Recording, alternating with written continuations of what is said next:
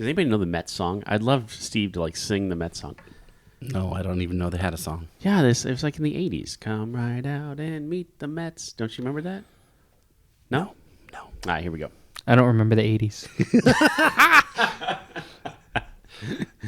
Me neither. Oh, man. Different reasons, I suppose.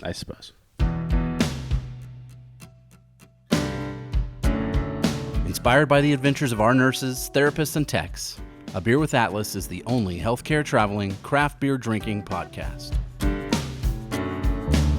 Each week, we'll open a few beers, talk about the brewery and the style of beer, and then dive into some research curated specifically for each episode. In the end, we hope each one sounds like a conversation you'd have with your friends while enjoying a few cold ones.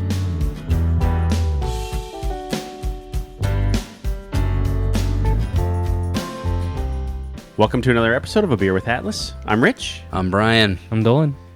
If there's one thing that I really enjoy, outside of baseball, Yeah. is baseball beers. Yeah. We've had a few. Just a couple. Yeah. Right? Beers that have to do with baseball. Yeah. Uh-oh. I'm gonna get ready here. Oh, Hold you on. changed the hat even. Oh, orange hat. You going actually on. have a Mets hat. Oh, I have 5 or 6 Mets hats. Wow. Yeah. Did you get it in New York? I've never been to New York in my life. So no, I did not. Okay. All right. So, are you going to get into it? Are you going to? Yeah, is this your National League team or something? I guess. I don't. Yeah. It is. Oh. It is, guys. Wow. We got to know why. Oh, we're going to get to it. Okay. I'm just going to drop this before we even get started. This is going to be probably the most personal episode we've ever done, at least for me on my end. Even more so than the Than one where the you. dad beers. Oh. That. Like, it's even going to be more maybe than that one. Just so we know. Nice. Just so you know what we're getting into. Even more personal than the one that you told us that you barfed under the bed in Illinois? Yeah, it's just a funny story. Okay. That didn't really shape me in any way. Yeah. That's just something I did a few times. So, I put out the call. This was another beer that I put out the call for. You This had the beer signal flashing in the sky. And a we don't pint have glass. we don't have a ton. We have some travelers down in Wichita, Kansas, but not a ton. I wouldn't think so. There's a handful. Okay. So this beer, courtesy of Central Standard Brewing Company, 156 Greenwood Street, Wichita, Kansas, called Strawberry Darryl. Yeah. It looks like the Darryl Strawberry 87 Topps card. Except his face is a strawberry. That's true. And all of the Mets things are blurred out. Obviously. And he has the top of a strawberry on top of his batting helmet. Yes, he does. And the card says props, not tops, which I like very much. But the font is right on. The font is absolutely on. The wood grain is right on. Everything about it is just perfect. Even where the Mets logo would be in the upper left-hand corner, it's the Central Standard Brewing logo. Fantastic. Yeah, they didn't mess around with this one. No. Whoever designed this did a great job. Yes. So friend of the show. Oh, look at how red that is. Oh my gosh, it almost looks like a red beer, like a tomato beer. juice. Yeah. This probably has some strawberries in it. Maybe a handful. Maybe a scoosh. Huh. So friend of the show and husband of Diane Arnett, Paul Arnett, who has brought us beers before. His family actually got this for us, Nice. and then they brought it back, and it's been sitting back there ever since. And I couldn't wait I just couldn't wait. I'm so pumped many reasons for this one. So, Central Standard Brewing, located in the Douglas Design District of Wichita. Sounds famous and kind of fun. I guess, yeah. I don't know. Douglas Design. So, closed Monday, as any good brewery should. Right. Tuesday through Thursday, 3 to 10. Friday, 3 to midnight. Saturday, they're not screwing around. Noon to midnight. That's right. Right? Game on. Yep. Sunday, 5 to noon. 5 to noon. I'm yeah. sorry. Noon to 5. 5 to noon. If you open mean, at whatever. 5 a.m., it went to noon. I mean, that's cool too. I was thinking. Extra innings. brunch. I don't know. Brunch, early brunch. Yeah. Yes, I don't know. Founded in 2015 by Andy Boyd and Ian Crane. Their wives are actually listed as co-owners on the website because, I mean, why not? They got to put up with their brewing. Definitely. Right? Maybe they work there. Who knows? And then a dude named Nathan Jackal, who has a kick-ass last name. Yeah. Jackal. Better than the band, I bet. Only if he has a chainsaw. Well, I was gonna say they had the one chainsaw song. I think it was actually called the Chainsaw Song. The wasn't chainsaw it? song. Yeah. It's great. Partner and head brewmaster. So I want to drink this beer. Okay, let's just get into it a little bit. Because it smells... Okay, here's the thing. It is strawberry and like IPA at the same time. I mean, what does it say? It's a sour double IPA.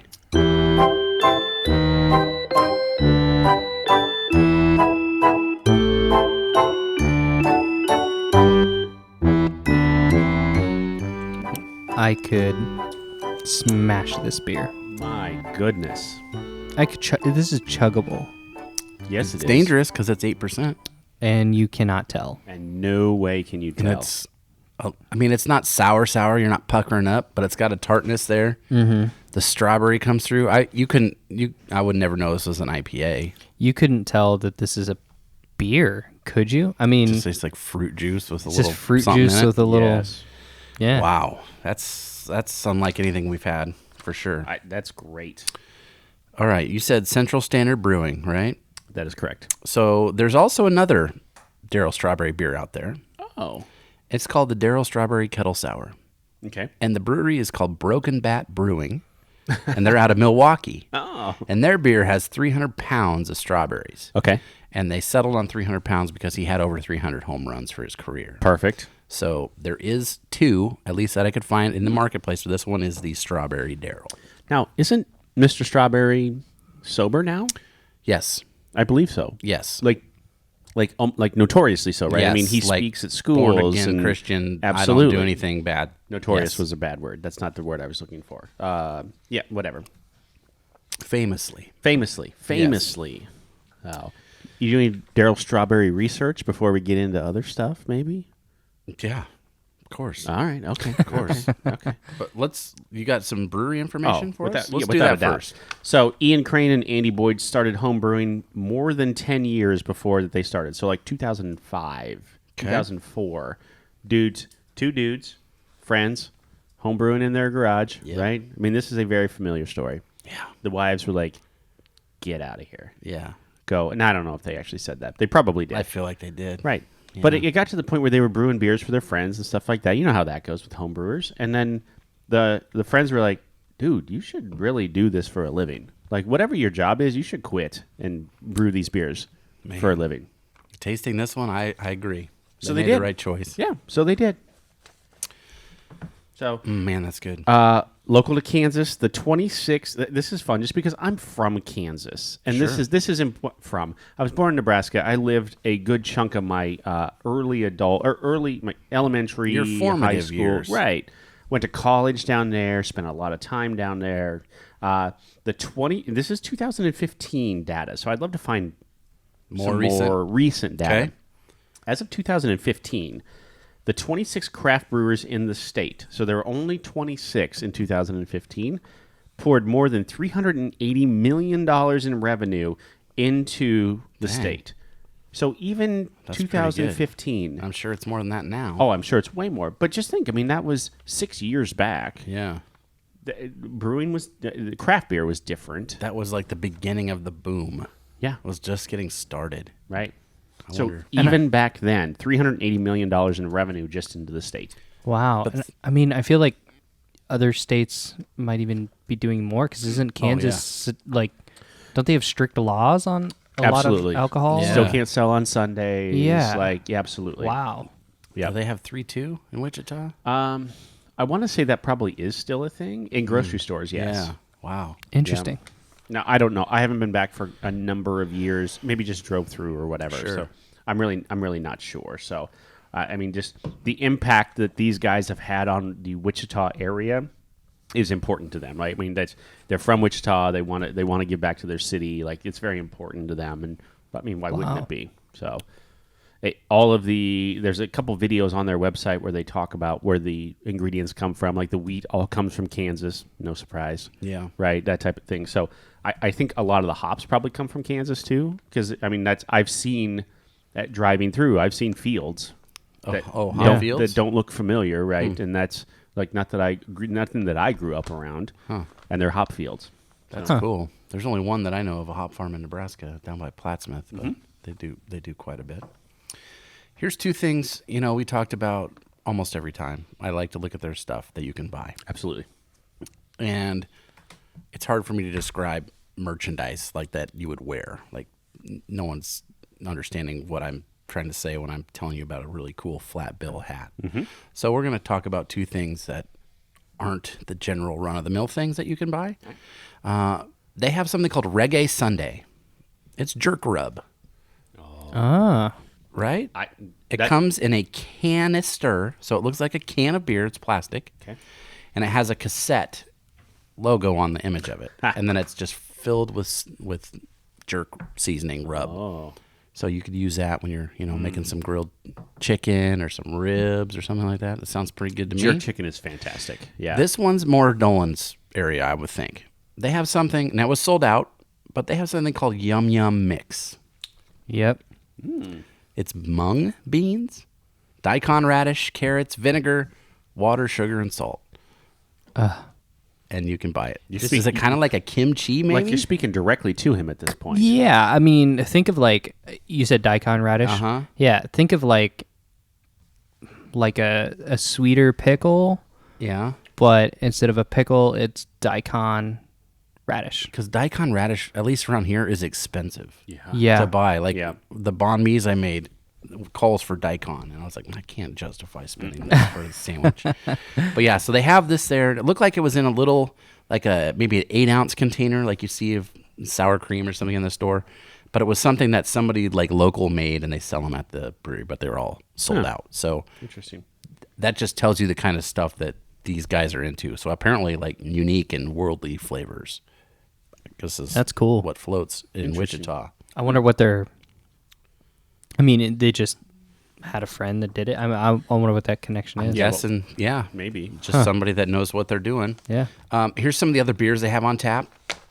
Last episode we talked about was the Belgian styles. This is more traditional for us, U.S. style, or craft beer in general. Yep. They have one that's called the Arnold Palmer Yard Games.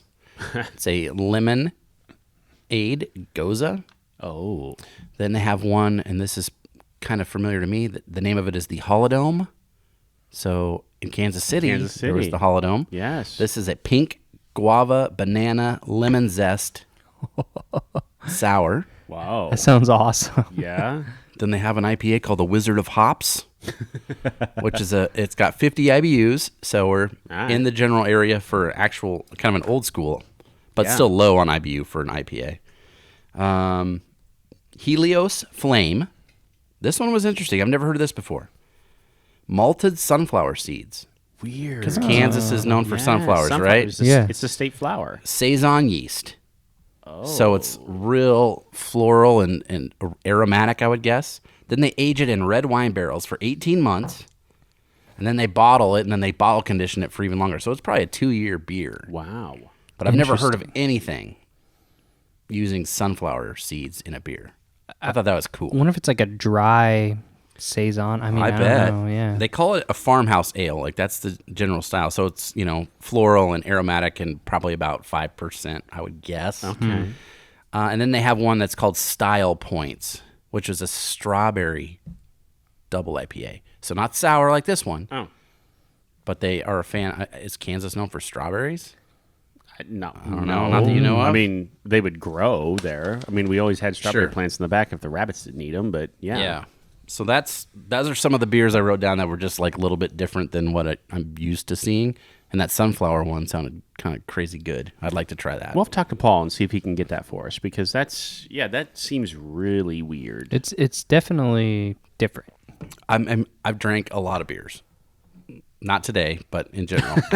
Well... And yeah, right. Sunflower, I've never, ever seen sunflower is listed as the main grain of a beer. Never. That's weird. This beer is really good. It is really I'm good. just trying to sip it because it's so good. I don't want it to end. I don't know. Every time I take a drink, I'm going to take a sip. And then I just chug it. Gulp, gulp. You don't want it to get warm, I bet. No.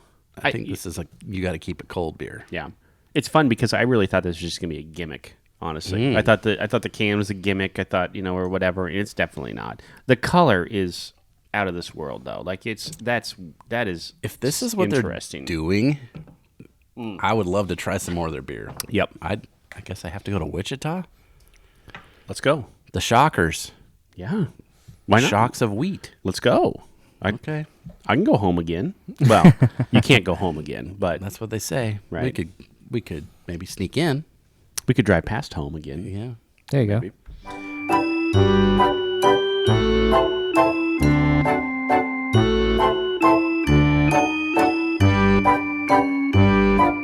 All right, so we got to talk about the can itself. Yeah. I have to talk about the 87 Tops Let's set. do it. It's arguably one of the most iconic Tops sets, baseball card sets of all time. Yeah. That's where I started collecting 87 Tops. So many packs. I opened so many of these packs. Yeah. I can close my eyes. You can name a player, and I can close my eyes and see their 87 Tops card. Yeah. I was 13 years old when this set came out.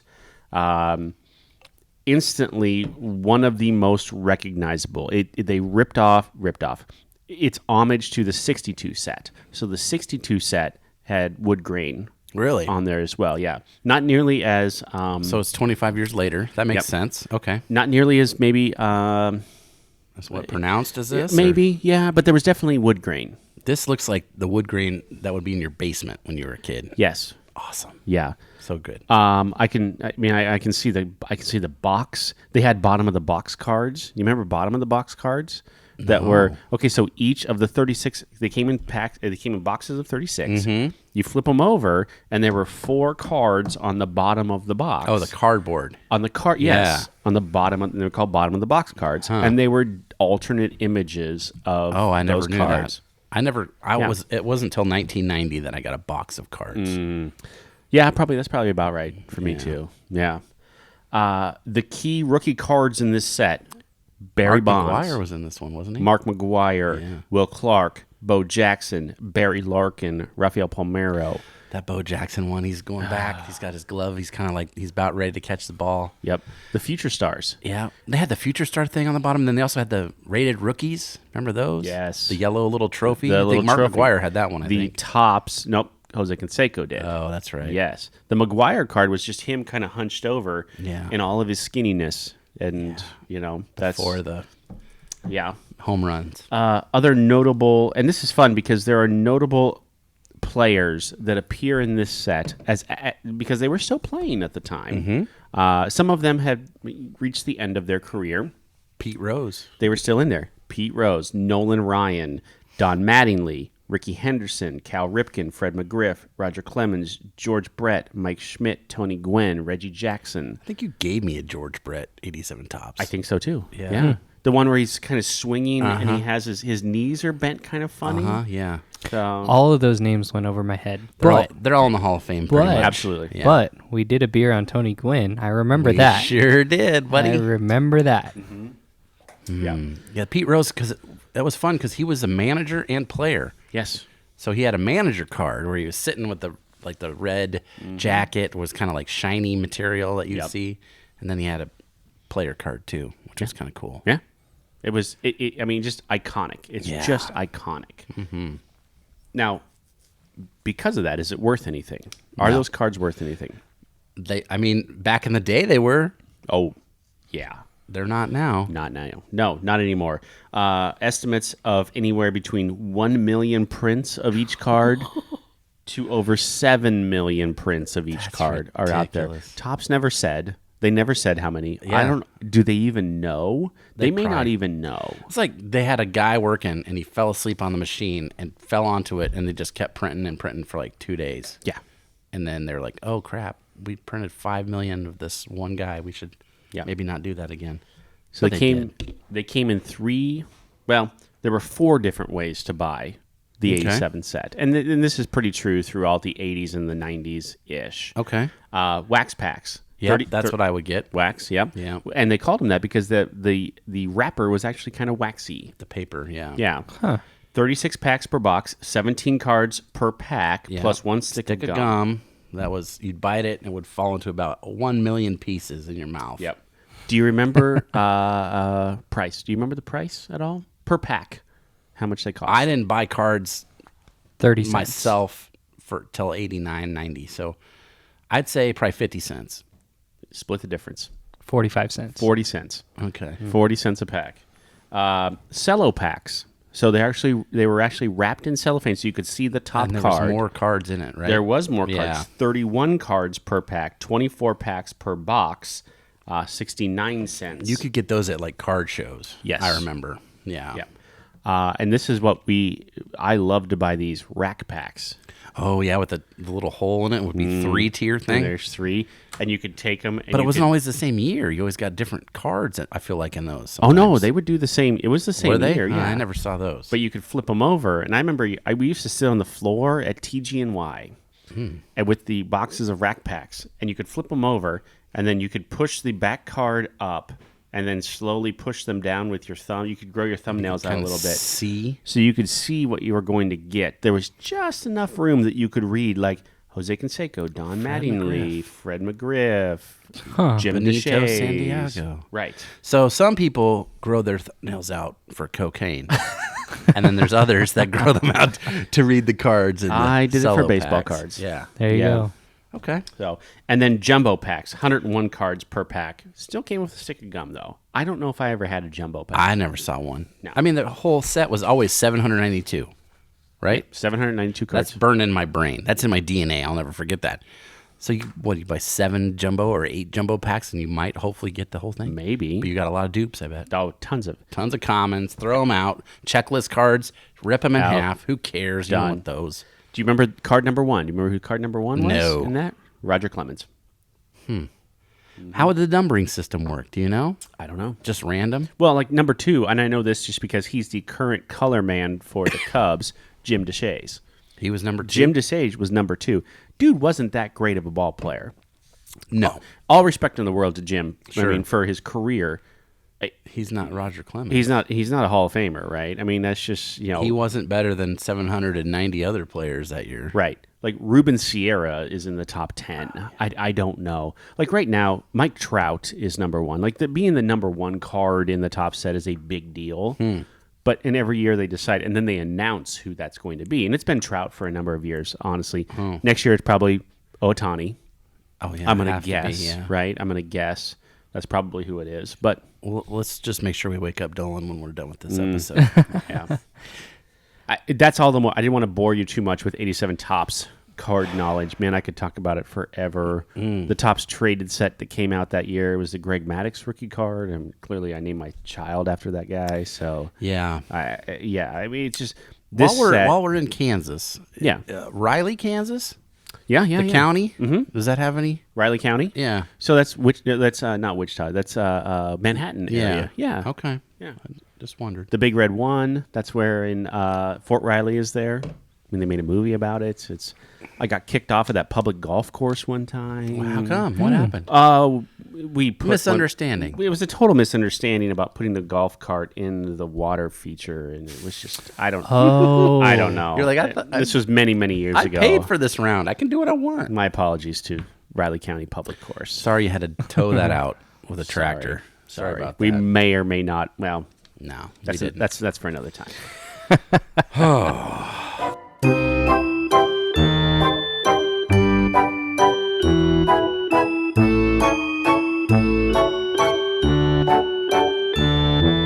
All right, let's get to the nuts and bolts.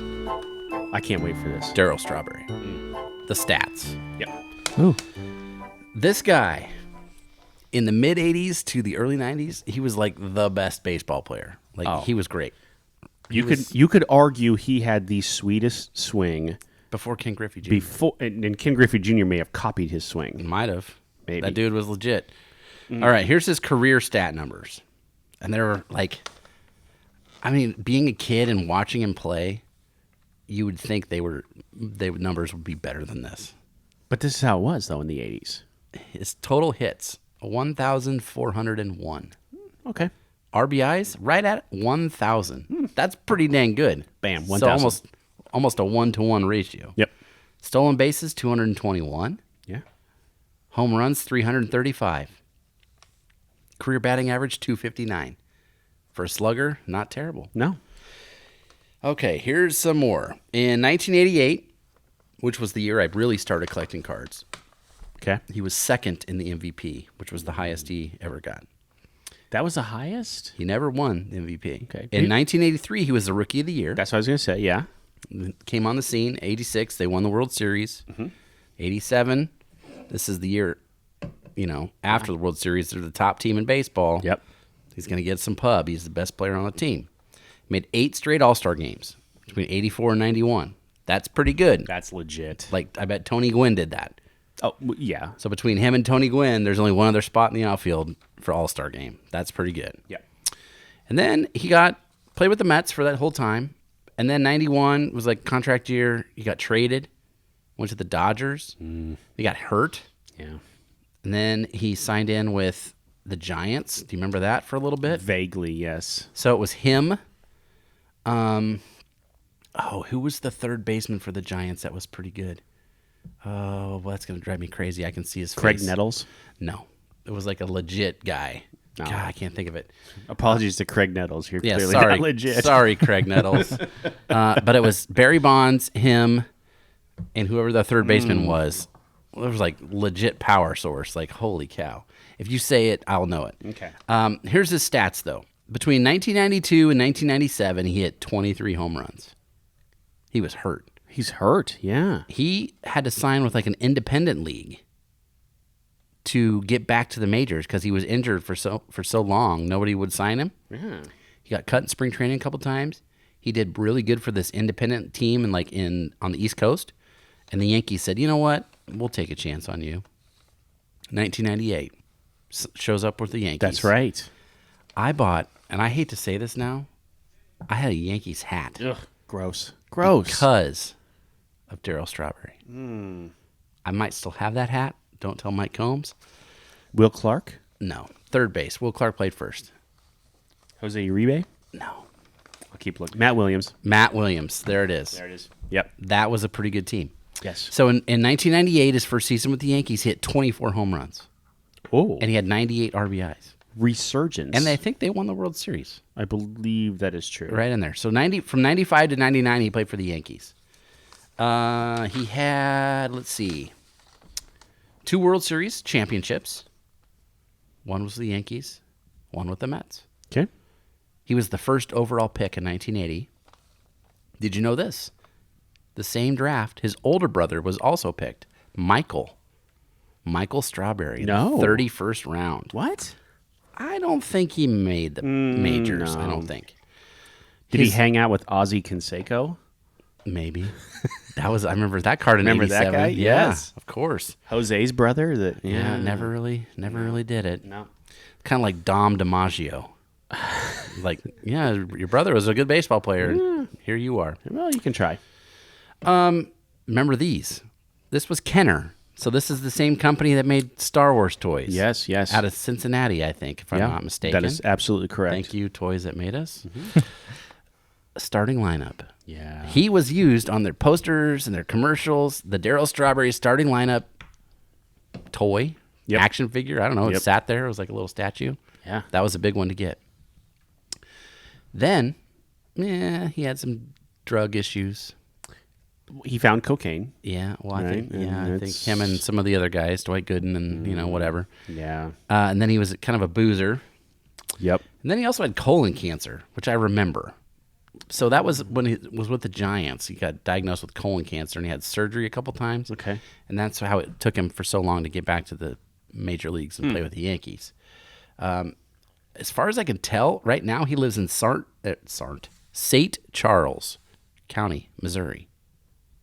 Oh, I thought it was in Florida, but I think you might be right. I think, that last I knew, that's Maybe. where he lived. Okay. With his third wife, I believe is what I saw. Sober wife, maybe? Yeah. Has he not been to the Storm Chasers?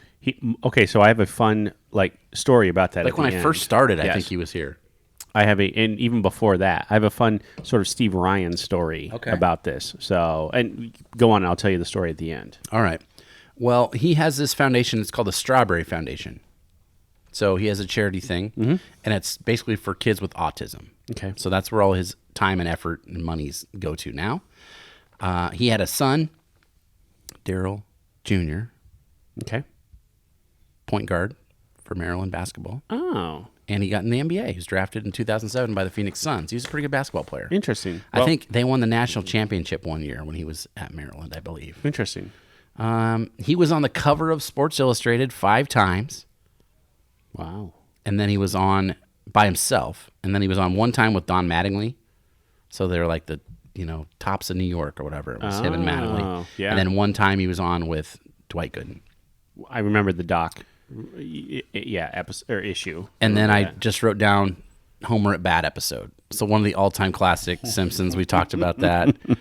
Where, Mr. Burns gets the team. And, Wade Boggs is in it. Don Mattingly. Shave those sideburns. Uh-huh. Yep. So that was, it was an all-time classic. What was that, 92? Was it Wade? No, it was Don Mattingly that was taking the elixirs that made his head really big. I think you're right. I think that was. And Wade Boggs, he kept telling him to shave his sideburns, and he ended up like just shaving all the way up his to head. the top of his head, yeah.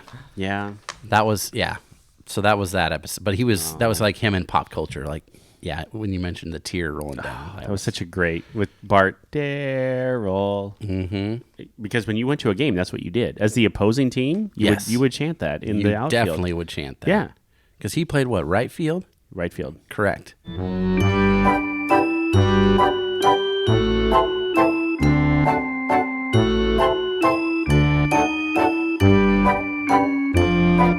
I wrote down other famous Daryls because there's not a lot with two R's.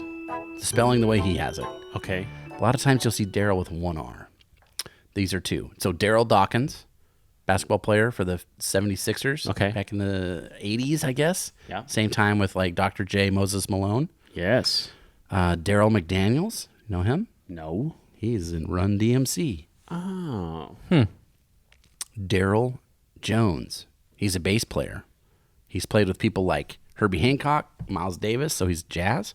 But then also he can roll over to Peter Gabriel. And then since 1993, he stepped in for Bill Wyman with some little band called the Rolling Stones. So if you've ever seen them, he's the bass player for those guys.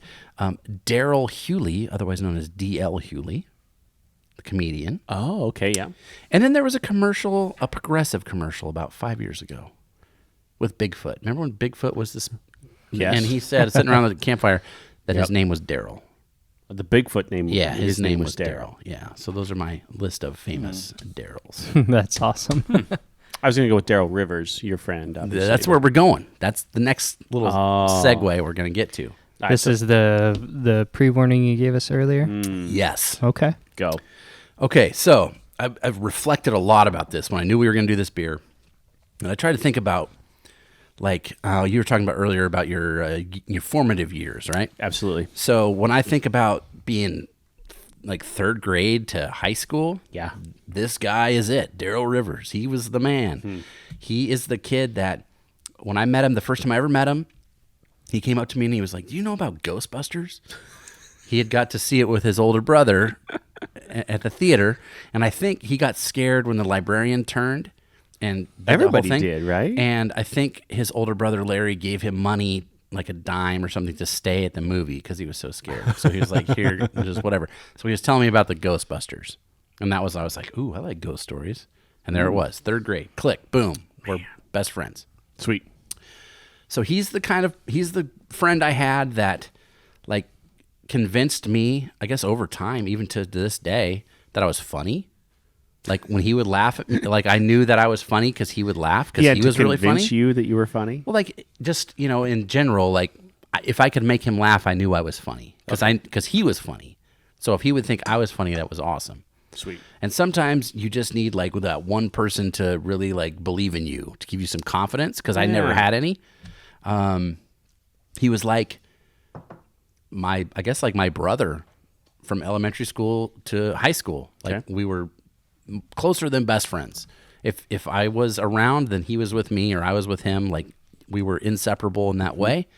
And I kind of thought about like today I was thinking why are all these memories that I have so connected with him, or like how come it was him that I latched onto? So here's kind of what I came up with. But around that same time, so it was 1987, my parents got a divorce. And I was in the hospital at the time. So I was going into the hospital here in Omaha for my lovely leg disease that I still have. I was in the hospital for like 2 weeks. And that was around the same time they sprung it on us that they were going to get a divorce, and I was convinced it was my fault because I was going to the hospital and because I was 9, and that's how that works. Sure. Trauma. So when I got out of that and did that thing, and I connected with Daryl and his family, I think it was stability that I was kind of looking for, because my house was not that. And his parents are still married. It's been over 50, maybe almost 60 years at this point. He was the guy that introduced me to and taught me, like, you can actively seek out music. Like, it doesn't have to just be in the background. Like, you can be a fan of these bands and you can learn about them and you can play this on purpose. That was something that was new to me. A lot of that, I think, had trickled down from his older brothers, which is one of the gifts of having older brothers. So he was kind of like my older brother, even though I was older than him. So he taught me about music. Like, we'd listen to the Doors, and we would listen to the Police, and we would listen to the Moody Blues, and that sort of stuff. And then we would always go with his dad, and then later just us fishing. Go fishing every day, all the time. And that was something that we still do once a year now down in Kansas, in the middle of nowhere. Go on a fishing trip. You just posted pictures of that. I just did. Caught my biggest fish of my lifetime this year. So that was awesome. Nice. So that sort of thing. We like my comedy stuff that I like, and like just my tastes. A lot of that was formed with him. So things like Kids in the Hall, Saturday Night Live, Mel Brooks movies, and then things like Star Wars. I remember watching like Return of the Jedi at his house for the very first time, that sort of thing. I remember listening to my very first Beatles album at his house in the basement. He got the CD and we were in like 7th grade. Thought that was pretty cool. The other things that we did a lot, and it like has formed who I have become, which is weird kind of to think about, but a lot of that stuff happens when you're, 6th grade, 7th grade, 8th grade. Things like he was very charismatic in school, and he was a terrible student. Not that he couldn't do grades, he just hated, and he still hates when people tell him what to do. So if a teacher says, you got to do this, he'd be like, no, I'm not doing that. I'm going to do the other thing. And he was like the class clown and the cut up, and would get all the attention, and get in trouble all the time. He, like junior high for him, he was out of class more than he was in class because he was in trouble all the time.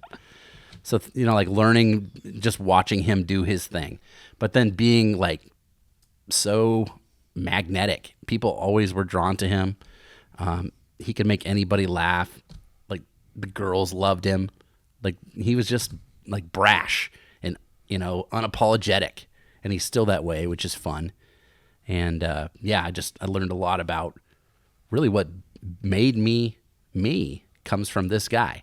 He had a Darryl Strawberry poster on his door in his bedroom. Okay. So when you walked to his room, there was a Darryl Strawberry poster. As you know, when you're a kid, you take your name and you affix it to who's popular or who's famous, right? So when we were this age, 10 years old, and Darryl Strawberry is the best player, and your name's Daryl, that's pretty great. Yes. Who did I have? I'll tell you. Brian Downing with the Angels. Oh, okay. Not a 9-time in a row All-Star. No. Not a guy that won the World Series. I recall his name, though. But he was like, he was okay. Him and Wally Joyner. Whatever. I'm just trying to help you Ryan. out. Yeah, well, I'm trying to help you out. It didn't help, but that's okay. I appreciate the gesture. There you go. So because of that, because of his connection to the Mets, and because of his name, really, when I first met him, the Mets became my second team because I was already a Royals guy. Your National League team. Yeah. Right. And I became a Mets guy because of Darryl Strawberry, and all the other players. We had Dwight Gooden, Keith Hernandez, Gary Carter. We had Greg Jeffries. We had Mookie Wilson. We had all those guys. Tim Tuffle. Dave Magadan. Yeah. Oh, yes. Those are the guys. Yes. Right? Gary Carter. Did you say Gary Carter? Yeah, Gary Carter. Good Lord. Hall of Famer. Yeah, absolutely. So this is a audio format, but I have a visual thing for you guys. I dug through my archives at home today, and I want to show you how pimpin' I was. Oh boy! In 1989. Oh man, this is gonna be good. This could actually be the art card for the right. I mean, it really. I'm could. ready for this. It really could. And your hat. Oh no! It's you. framed. It's framed. This is me from Olin Mills. Get out of here. 1989. Check that out. Dude, Look you could have been on The that. Sandlot. You think I was. You Straight look up. like the guy. I think from I the was in the yeah, Sandlot. You look like that kid. New York Mets. Man. I loved the throwback pinstripe. Yeah. That's why I really liked that year of jersey. Mm-hmm. I had a trash can in my room. It was metal and round, and it had that look to it. Man. But this was like, aesthetically, it looked great. Yep. Like their logo on the baseball cards with the baseball and the bridge and all that stuff. Like that was awesome. It's classic baseball. But it's just this is why I have this picture, is because of my friend Daryl Rivers. man. Because we liked the Mets together. So Wow. I want to throw out a couple of quickie stories that I have. Okay. And then we'll get into the ratings and the Untapped and Sure. all that. But okay, this is why, like you say in the intro, every single week, these are the conversations you'll have with your friends while you're drinking beer. Yeah. This is it. This is it. 100%. That's, yeah. Yep. And I wouldn't like music, and I wouldn't probably like sports, and I wouldn't like beer if it wasn't for him. Yeah. At least in the ways that I do. So it's, Yeah. yeah, when I thought about it today, I was like, yeah, this guy has played a huge part in like becoming who I am now. And Yeah. and even I now share some of that with my kids. So it's kind of strange in that way. When we were kids, there was a show called Newhart that was popular. And I love that the show. three guys. Hi, my name's Larry. This is my brother Daryl. This is my other brother Daryl. Well, that was, popular and funny. Daryl's dad is named Larry. And he was Larry Sr., and Daryl's older brother is named Larry. And Daryl had an uncle Daryl. So that was a kind of a fun connection that we always had. Larry, Daryl, and Daryl. Larry, Daryl, and Daryl. Daryl's uncle Daryl, so Daryl Rivers also, he had an elevator in his house. He owned and created or started a company that made, it was called RMP, Rivers Manufacturing Products or Metal Products. And he fabricated an elevator in his house. So he lived outside of town, kind of by the airport. Okay. And he built a 3-story like tower, basically, that had an observation room. And you'd take the elevator and you'd go up there. And especially at night, he had like night vision binoculars. And you'd just look at wildlife because it was like in the middle of trees and forest. And stuff. Sure. Yeah. And we would go up there and just hang out and chill and like look at nature and like appreciate it, which was kind of fun. So a lot of I like to be outside and spend time outside. All that comes from him and his family. The music stuff, like I've said, he's my first band that I was ever in. Daryl's the bass player, and he and I think probably a lot like family members do. We could harmonize really well together because I'd heard his voice for 20 years in my, all the time. So he and I, when we sing together, it always sounded pretty good. So all my cool, fun band stories have him involved. All my Mardi Gras stories, that's because I go with him.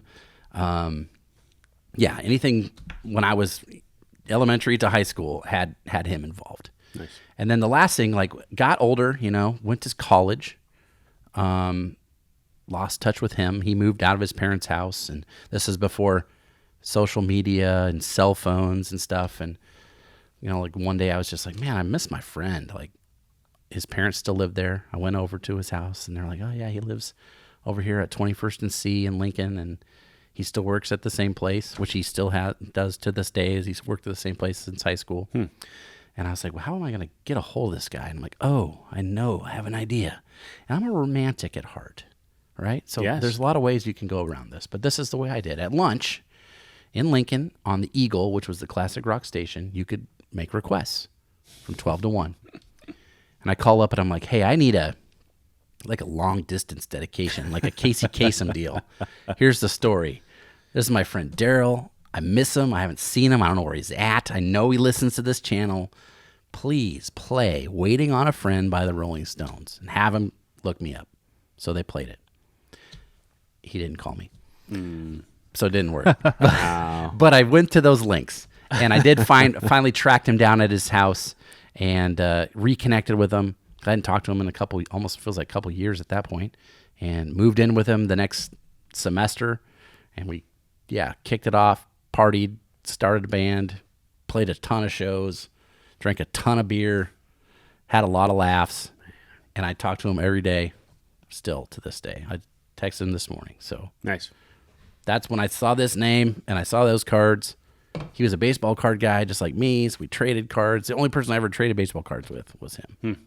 So that's now, where we're at. And I'm friends with him on Facebook. Yeah. Now, I mean, it's just that's how far it's gone. Like it's that's funny. You know, when you have somebody like that, you want to share them with other people. You know, like when you meet somebody that you think will connect with other people, or they're just, I don't know, it's just somebody that I've always looked up to and have just enjoyed being around. It's fun to share that with other people and have them be friends with them too. Yeah. Well, it's one of those things where you had suggested that a while back. Like, I think he and I would probably be friends. Like, it's very similar. Yeah. Right. And so connecting with him on Facebook and then seeing what he does with his family and stuff like that now is a lot of fun. So never met the dude a day in my life, but I have a feeling we could drink some beers like right now. Oh, and it'd be okay. Yep. Yeah, it'd be a lot of fun.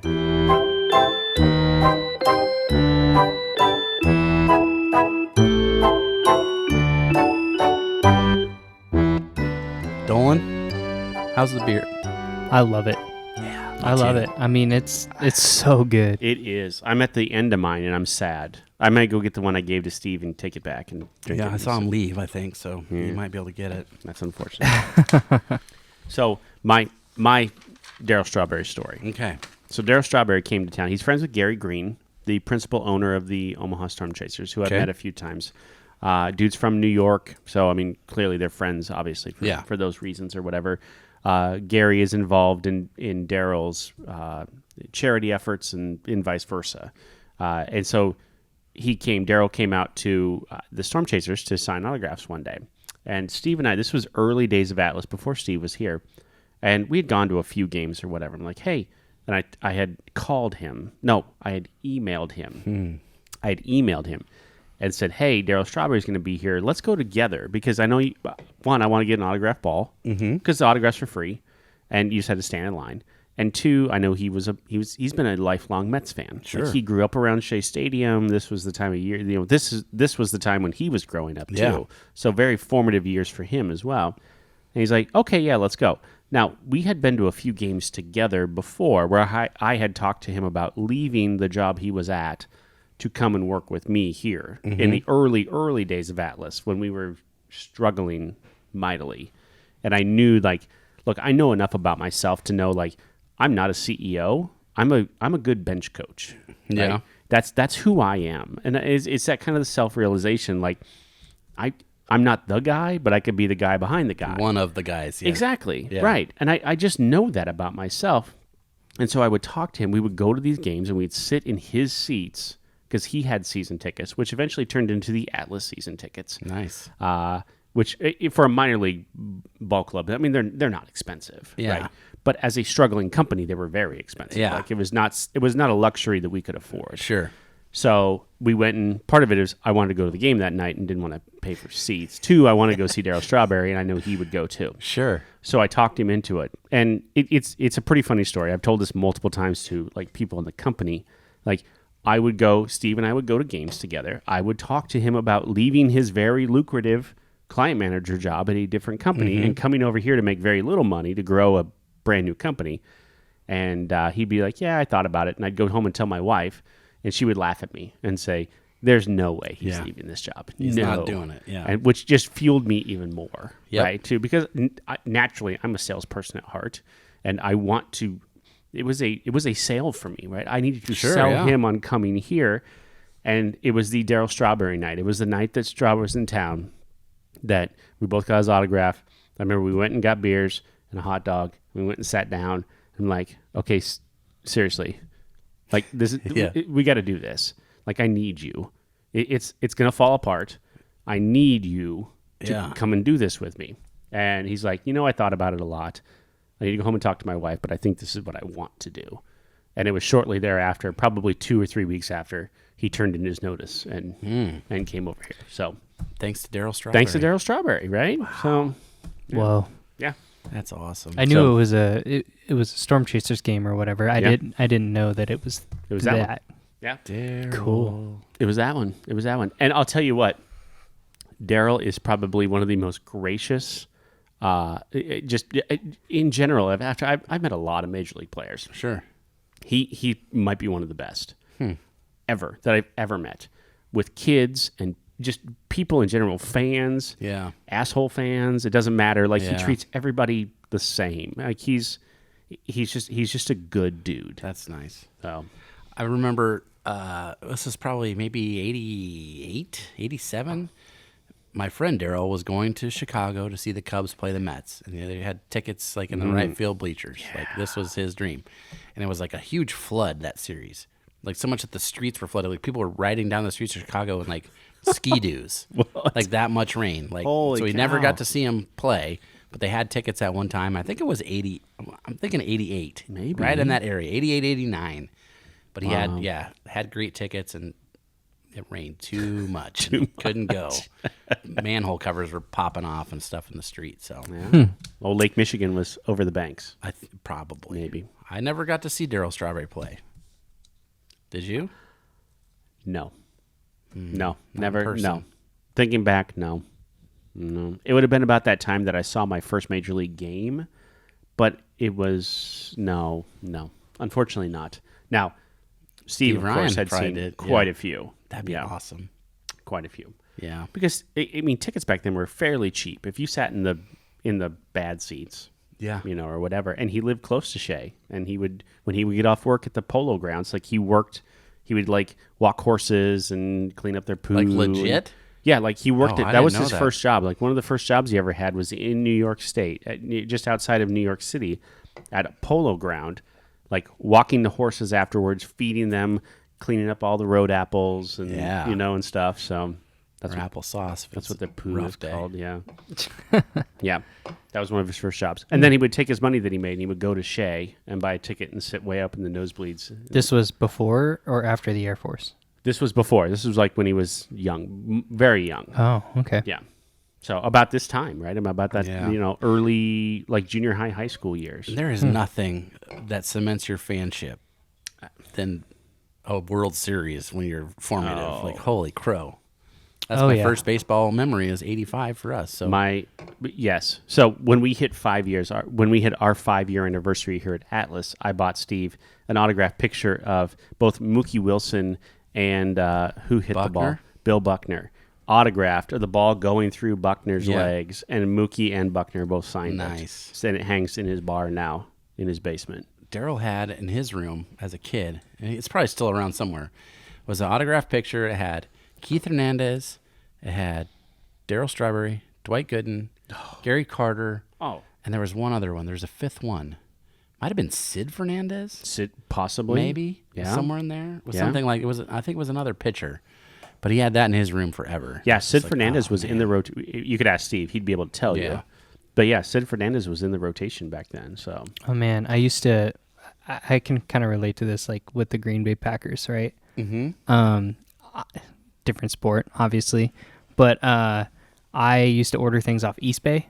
Oh yeah, oh yeah, I had the catalog. Hell yeah! And I had a book bag and a beanie that were signed by Donald Driver. Oh yeah, and all-time great. Yeah, and I was always like back and forth, between the Packers and the Patriots. We're talking third grade, right? I'm like, it was like 6 years ago. Yeah, 6 years ago. Third grade for me, I was always a Packers fan. I had the Packers backpack, the Packers beanie.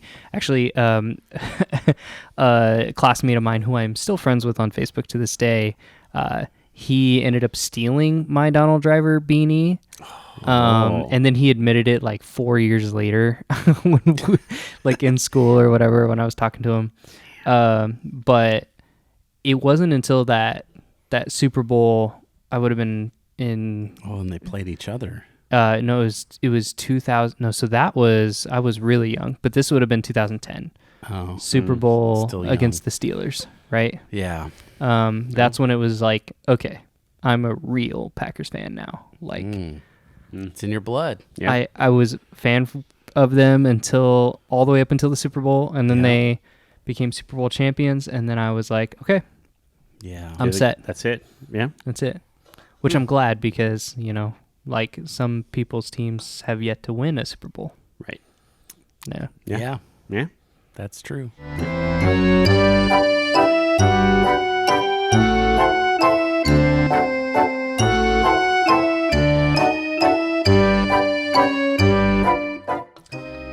So TripAdvisor. Okay. For Wichita, Kansas. I feel like this is going to be low. It is 27 reviews. However, I guess 50, but okay. 5 out of 5 on All right. 27 I like reviews. that. The one I saw that I clipped out, some of the best beers I've ever had. I wouldn't disagree. Yeah, this thing is legit. We had a peanut butter cup stout, and it was terrific. Nice sized place with a great brewery vibe. Definitely top list of places to try in Wichita. Oh my gosh. Sounds good. That sounds 1, amazing. yes. And 2, let's go. That wasn't even on my list, peanut butter stout, but it should be. It should be. Yeah. Untapped. Only 117 check-ins. So this must have been a fairly limited release. Yeah. Well, and they have no distribution, I'm guessing. None, not really. No, not that I could find either. Like Just even at the brewery. In fact, I even looked up the brewery. I have a friend. I have a junior high friend, Corey Jackson, who I'm connected with on Untapped, who loves IPAs. Yeah. To see if he had checked anything in from this brewery at all, and because he lives just north of Wichita, Yeah. and he never has. So my guess is the Just there only. the distribution is fairly limited. Wow. So 117 check-ins. Where do you think we land? I don't even know. Dude, that's such a small number. I know. It could be all over. I'm just going to go 376. What was his number? 19? I think so. Yeah. I'm trying to figure that out, but that's 0.19 is terrible. Right. Or, I mean, you can go Double it up. 9.1. 9.1. Just kidding. 3.80. 4.12. Yeah. All right. I mean, it can be Good. all over the place, but that seems high. But then again, when you drink it, like, But not really. For Not this, really. I've never had anything like this before. A sour double IPA. as a sour double IPA, this is the Brian scale for me, right? Yeah. And it's have I ever had a sour double IPA that's Better than this? Yeah. And the answer is no. Would you get it again? 100%. Oh, There yeah. you go. That's how you rate it. Yeah. I really like their logo, though. That's pretty cool. Yeah. It looks nice. It just really stands out. See, I have a problem with rating things 5. I'm always ambitious. I don't. I have no problems. I feel like eventually Clearly. I'm going to have one that's better, and I have to save the 5 for that day. Or for that. At this time, though, this is the best sour double IPA that I have probably ever had Yep. Yeah. Yep. in that category. Now, has there been a sour IPA that's better? I don't know. Maybe. I don't know. Or a sour that's better, or an IPA that's better. But in this category, sour double IPA, best I've ever had. Yeah. The flavor was off the charts. It's So much strawberry. It's so good. just enough bitterness so you knew you were kind of drinking an IPA, but not enough that it would turn you off if you weren't an But also IPA not so drinker. sweet. You No, know, like from no, the strawberry, no. it wasn't so sweet that you were like, ugh. No. Yeah, that was easily It kind of reminds me crushable. of the strawberry toppings that they put on like the IHOP pancakes. A little bit. Yeah, a little bit. Yeah. I don't know. That's what I'm getting. like a strawberry syrup. Yeah, but it's got the fruit in it, like the Okay. actual fruit. So it's still kind of fresh. It's not as Processed or whatever. yeah. Yeah, Interesting. it was legit.